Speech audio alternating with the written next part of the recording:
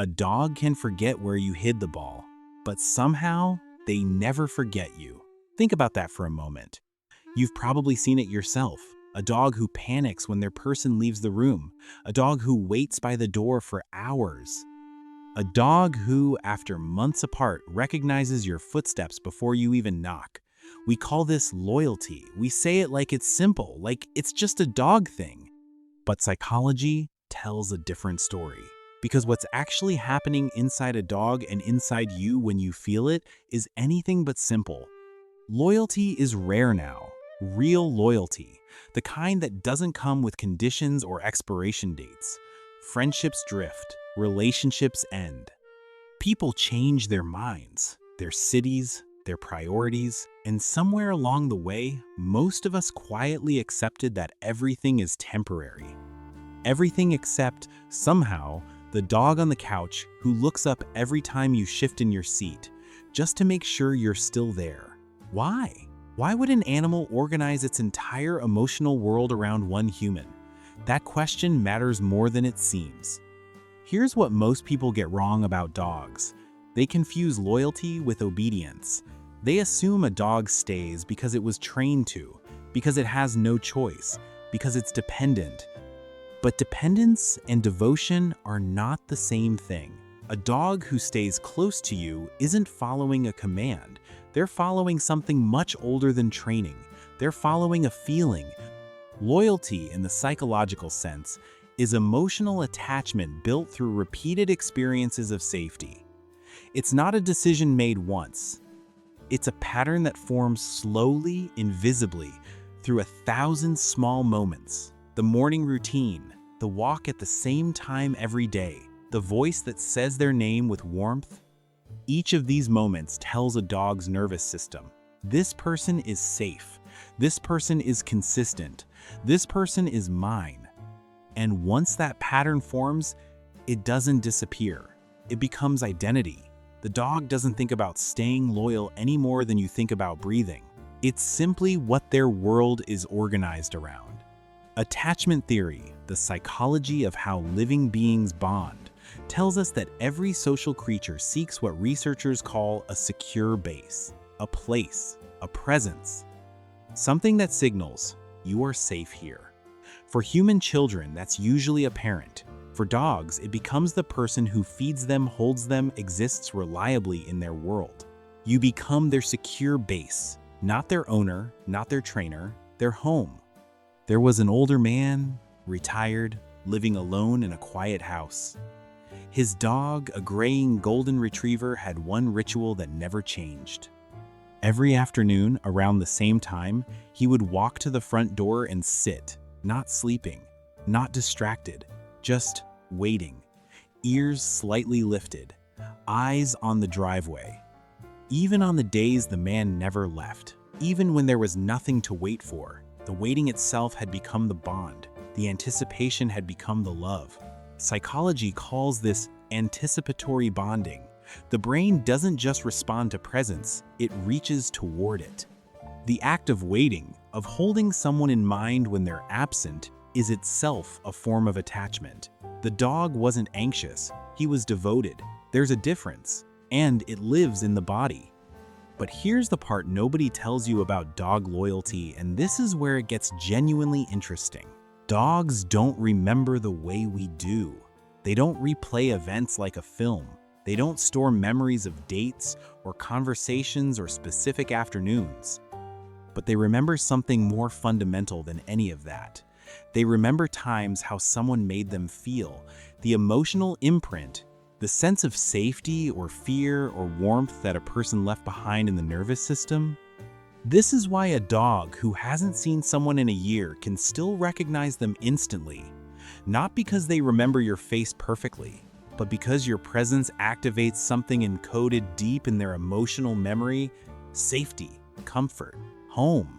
The body knows before the mind even catches up. This is also why a dog who was once hurt by someone can carry that fear for years, even if the specific incident is long gone. And why a dog who was loved deeply continues to seek out that same quality of presence long after the person has left the room. They're not looking for you. They're looking for the feeling of you. That distinction is profound, and it's not so different from what humans do. Think about the hardest season of your life, the one where you felt most alone, most invisible, most like the world had simply moved on without asking if you were ready.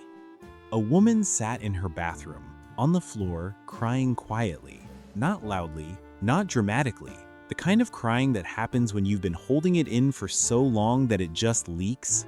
She hadn't made a sound, but her dog, who had been asleep in the next room, came in anyway. Didn't bark, didn't make a fuss, just walked over and lay down beside her. Not on top of her, not demanding anything, just there, present, warm, breathing slowly. No one told the dog she was sad. No signal was given. But something in the room had shifted, and the dog felt it. This is what loyalty looks like. At its most quiet, it doesn't announce itself.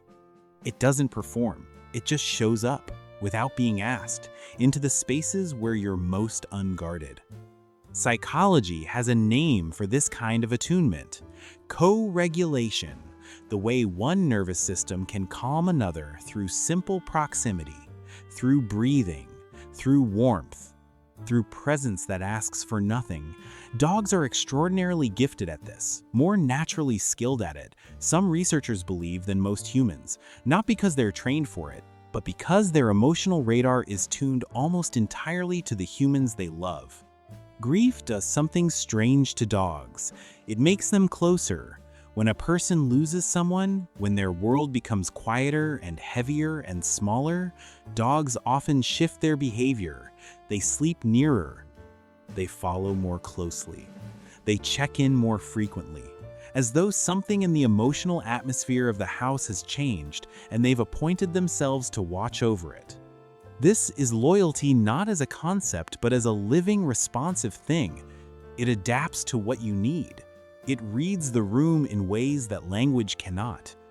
And this is why when we turn this back toward human psychology, dog loyalty feels so powerful to us, so rare, so almost unbelievable sometimes. Humans crave three things at the most fundamental level: reliability, consistency, and presence. We need to know that someone will still be there tomorrow, that their feelings about us won't change overnight, that their attention is real and not conditional on our performance or mood or success. These aren't sophisticated desires, they're ancient ones. They live in the oldest parts of the brain, and a dog, without knowing it, without intending it, without any agenda whatsoever, provides all three every single day. Someone returns home after 6 months away, a deployment, a long illness, a period of distance that felt like it changed everything. They walk through the door, uncertain what to expect. And the dog, who has lived an entire season without them, does not hesitate, does not hold back, does not make them earn it. The recognition is instant. The joy is complete. Unconditional is the word we use, but it's almost too small for what it actually is. It's the absence of the clause, the times but, the times if, the times only if you. Dog loyalty has none of those. And something in the human nervous system responds to that, like water responds to gravity. We fall toward it. We rest inside it. We feel, perhaps for the first time in a long time, that we don't have to earn our place. Loyalty like this is an anchor, not a chain, an anchor. Something that holds you steady when the current gets strong. Something that says, you are known here. You are remembered here. Whatever changed out there, this has not changed. There's something philosophical in a dog waiting by a window. Something that asks a question none of us have fully answered. What does it mean to choose someone again and again, simply because choosing them feels like the truest thing you know? Maybe loyalty isn't about never leaving. Maybe it's not even about staying forever. Maybe loyalty is something quieter than that. Something that happens in the afternoon light, near a door, with ears slightly lifted. Something that happens on a bathroom floor at 2 a.m. without a word. Something that happens the moment you walk in and a creature who has no reason to love you this much does. Maybe loyalty is just choosing to stay again and again and again, every single ordinary day. What's the most loyal thing a dog has ever done for you? I read every story,